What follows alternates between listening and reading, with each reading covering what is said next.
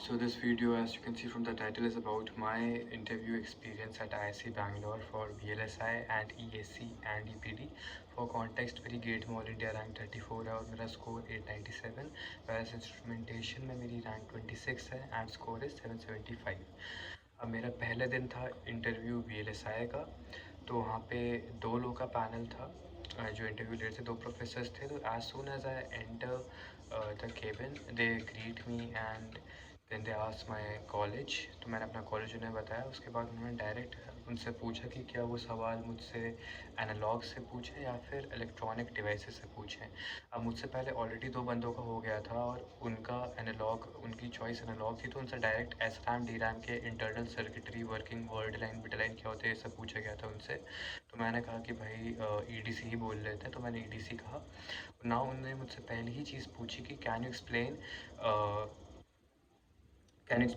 Current saturation in a long channel device. ठीक है, तो मैंने सुनते ही बड़ा ही वियर्ड रिएक्शन दिया। मैंने कहा अरे शिट, मैंने गलती से वहीं ऑन स्पॉट प्रोफेसर के मुंह पे बोल दिया। तो प्रोफेसर हंसने लगे, तो मैंने कवर अप करने के लिए बोला, सर मैं जस्ट शॉर्ट चैनल इफेक्ट पढ़ के आया था, तो मेरे दिमाग में एक्चुअल में बस वेलोसिटी सैचुरेशन ये सब घूम रहा था। तो सर ने मुस्कुराते कहा, नहीं ओके, तो तुमने शॉर्ट चैनल इफेक्ट पढ़ के आए हो तो लॉन्ग चैनल का एक्सप्लेन करो।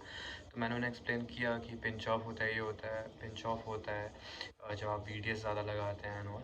तो वो चाहते थे कि मैं उसका एग्जैक्ट डायग्राम ड्रॉ करूँ कि पिंच ऑफ क्यों हो रहा है एग्जैक्टली, और फिजिकली क्या हो रहा है डिवाइस के अंदर जिससे करंट लिमिट हो रही है। तो मैंने उन्हें रीजनिंग दी कि क्योंकि आपके पास इफेक्टिव चैनल का एरिया ही छोटा हो जाता है पिंच ऑफ में, इसलिए इलेक्ट्रॉन्स जो यहाँ से यहाँ जा रहे हैं वो लिमिट हो जाते हैं। पर वो मेरे रीजनिंग से उतने सेटिस्फाइड नहीं थे। दैन क्योंकि मैंने वेलोसिटी सैचुरेशन में ड्रिफ्ट वेलोसिटी की बात करी थी, तो उन्होंने मुझसे ड्रिफ्ट वेलोसिटी और इलेक्ट्रॉन मोबिलिटी का ग्राफ पूछा था, और वो क्यों ऐसा होता है, क्योंकि ग्राफ आपका ऐसा जाता है, राइट? आई एम सॉरी, ऐसा जाता है। मैं अभी भी यहाँ पे सिली मिस्टेक कर रहा हूँ। वैसे में सिली मिस्टेक मैंने वहाँ पे भी करी थी ग्राफ बनाते टाइम, तो उससे थोड़ा इरिटेट भी होती है, क्योंकि मैं ग्राफ प्लॉटिंग में बड़ी बेसिक सी मैं स्लोप वाली मिस्टेक कर रहा था। तो उन्होंने मेरे मुंह पे मुझसे बोला कि ये तो बेसिक मैथ्स का सवाल है, तुम्हें गलत नहीं करना चाहिए था। तो मैंने उनसे अपोलोजाइज़ करके मैंने नॉर्मली सॉल्व करा। दैन उनने मुझसे फिर वही पूछा कि मोबिलिटी इलेक्ट्रिक फील्ड से क्यों होती है इफेक्ट। तो मैंने बोला कि लैटिस डिस्टॉर्ट हो सकता है बहुत आगे जाके। तो उन्होंने बोला लैटिस डिस्टॉर्शन इग्नोर करो, चैनल लेंथ मॉड्यूलेशन इग्नोर करो सैचुरेशन के केस में। तो ये सब डिस्कशन था। उसके बाद मोबिलिटी के मैंने रीज़न दिए थे कि इफेक्ट होने के इलेक्ट्रिक फील्ड के साथ स्कैटरिंग हो जाती है, लैटिस एंड आयन स्कैटरिंग, ये सब। तो फिर भी मेरे आंसर से उन्होंने सेटिस्फाइड नहीं थे। And even after coming out of the hall I realize कि सर्टेन चीज़ें थी जो मैं और एक्स्ट्रा बोल सकता था, पर आई थिंक वो मैंने पर्सनली शायद इसलिए नहीं बोली क्योंकि मैं थोड़ा ओवर कॉन्फिडेंट हो रखा था, और मैंने तैयारी भी गेट की एग्ज़ाम के तुरंत बाद ऑलमोस्ट छोड़ दी थी। तो कॉन्सेप्ट उतने फ्रेश नहीं थे मेरे दिमाग में। देन दूसरे सर ने मुझसे सवाल पूछा कि क्या मेरे फोरियर ट्रांसफॉर्म अच्छे हैं, how are my Fourier transforms. तो मैंने उनसे बोला कि sir they are just gate level, they are not too great not too basic. तो उन्होंने मुझसे कहा कि एक फोरियर ट्रांसफॉर्म को एक नॉर्मल एक्सप्रेशन लिखो। देन ही आस्क्ड मी कि कौन सा डिवाइस हम यूज़ करते हैं एक सिग्नल को टाइम डोमेन में एनालाइज करने के लिए और फ्रीक्वेंसी डोमेन में एनालाइज करने के लिए।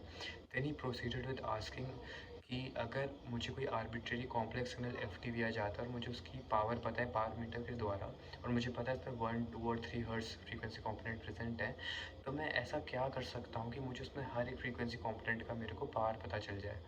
तो मैंने कहा सर हम एक बैंड पास फिल्टर यूज़ करके अलग अलग फ्रीक्वेंसी बैंड पे लगा के देख लेंगे कि पावर कितनी है पावर मीटर के द्वारा।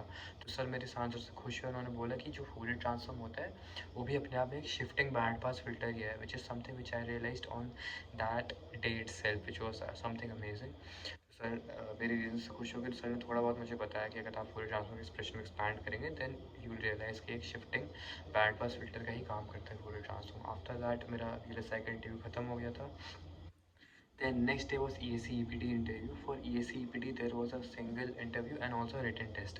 अब written test में मेरे शिफ्ट में ज़्यादातर सवाल सिग्नल्स के थे, DFT निकालना था। फॉर एग्जांपल आपको सर्टेन सीक्वेंस पॉइंट्स दे दिए हैं, फिर पीरियड दे दिया, फिर आपको उसका DFT इक्विवेलेंट निकालना था। फिर आपके बेसिक एप्टीट्यूड के सवाल थे एंड कंट्रोल सिस्टम के सवाल थे बेसिक, एंड ईटीसी का बहुत आसान सवाल था और एक मैकेनिकल सिस्टम का सवाल था कि पुली वुली या कुछ सिस्टम बना के दे दिया था तो उसे कंट्रोल सिस्टम से सॉल्व करना था। सो रिटन टेस्ट को अगर आपको गेट की प्रैक्टिस है तो मैं इसे आसान ही कहूँगा, बट सिंस मैं गेट की प्रैक्टिस मेरे लगभग मेरी 2-3 महीने से छूटी थी तो मैं उसे जितना अच्छा कर सकता था उतना अच्छे से नहीं किया मैंने। हावेवर डिसेंट ही गया। उसके बाद रिटन टेस्ट के तुरंत उन्होंने हमें रिजल्ट नहीं दिखाया, we had directly interview after that. तो मेरा इंटरव्यू अगेन 2 लोग के द्वारा लिया गया, तो एक सर आगे बैठे थे। तो पहले सर ने वही मुझे ग्रीट किया, मेरे कॉलेज का बैकग्राउंड पूछा and then he straight away asked gave me an LED and asked me to identify it. तो मैंने बोला कि हाँ सर ये एलईडी है। देन ही टोल्ड मी कि मैं एक सर्किट डिज़ाइन करूँ ताकि मैं उस एलईडी को एक सर्टेन करंट से ड्राइव कर पाऊँ। So I drew the circuit with register and all.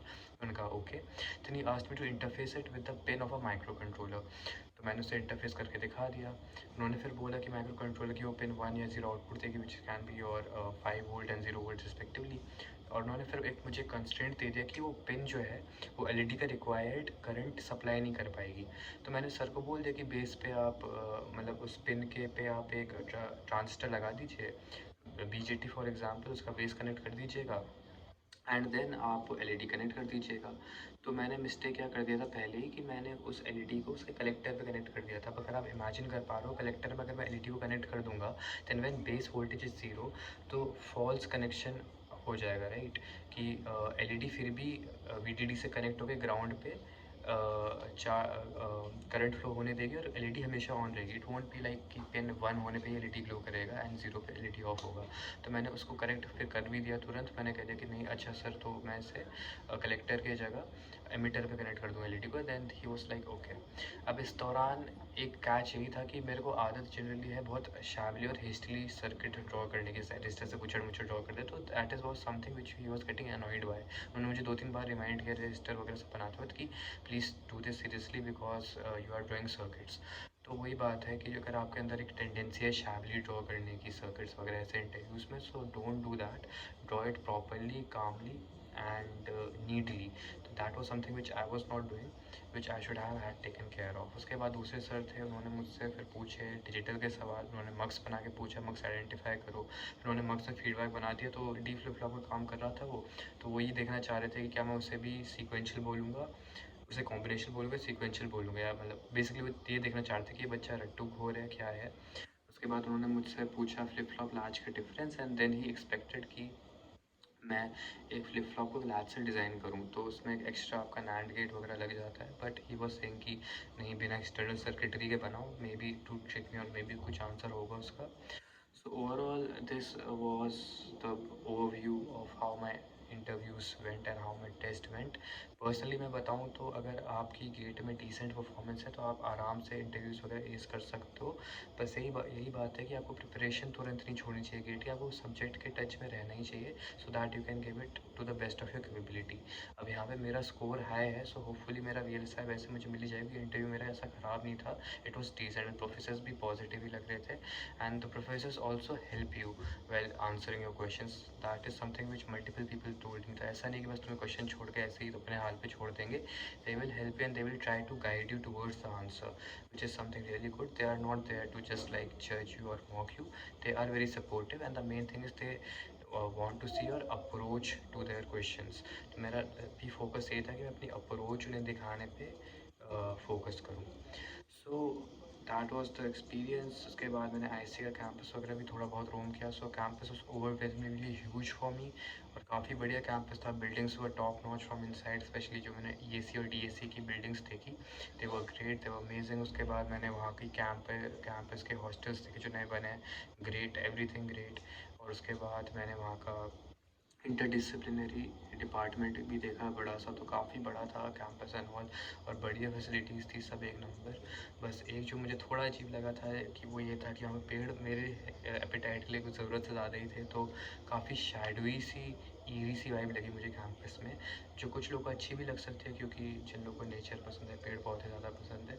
But overall this things should not matter if you are trying to pursue MTech for 2 years, क्योंकि बाकी सब तो वहाँ वर्ल्ड क्लास टॉप क्लास था ही।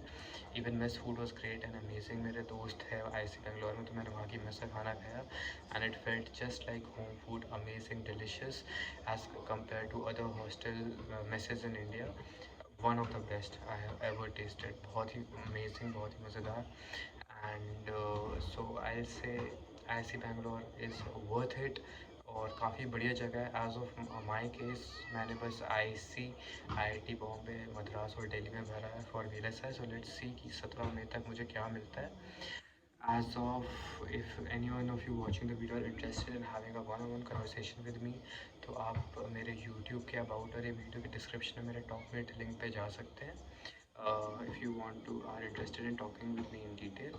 And that was all for my LSI interview experience in IISc Bangalore.